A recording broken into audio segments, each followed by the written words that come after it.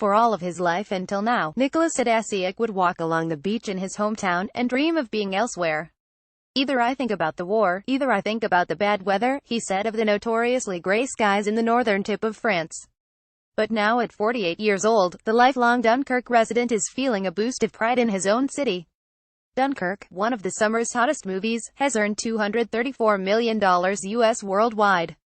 And it's acted as a global ad campaign for the city of the same name. "We are world famous," Adasiak said with a laugh. Seeing history up close, he now spends 90 minutes daily showing visitors around town in a tour based on the Hollywood hit.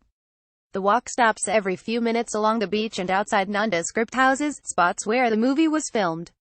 The Buitendik family from Stroik, the Netherlands, examines Second World War relics on display at Dunkirk's newly expanded Operation Dynamo Museum.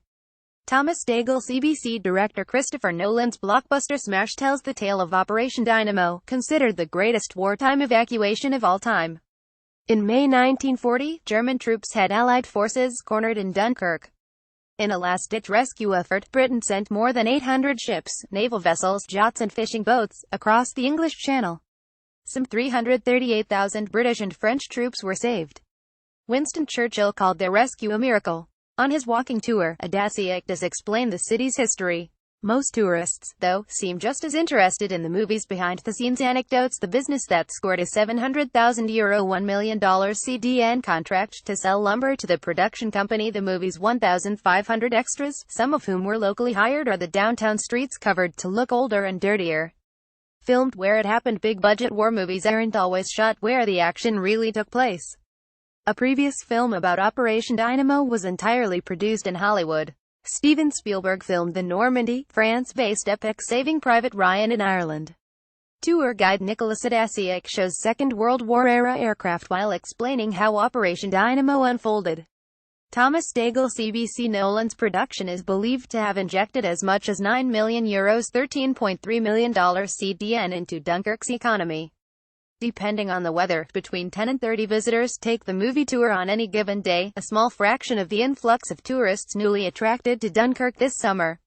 "It is the best promotion you can get," acknowledged Anna Wadavenger, the marketing manager at Dunkirk's tourism office. The city of Dunkirk has released a line of newly created Operation Dynamo merchandise, including t-shirts. Thomas Daigle CBC: "We already noticed the impact before the film came out," he said, adding his office started getting more calls from as far away as Canada and Australia at the start of the year. In anticipation for a tourism boom, the city created a new line of Operation Dynamo branded merchandise, including t-shirts, hoodies, pens, keychains and a perfume described as the spirit of Dunkirk. The tourist boom. The local Operation Dynamo Museum doubled in size to allow for more Second World War relics to be displayed ahead of the movie's release.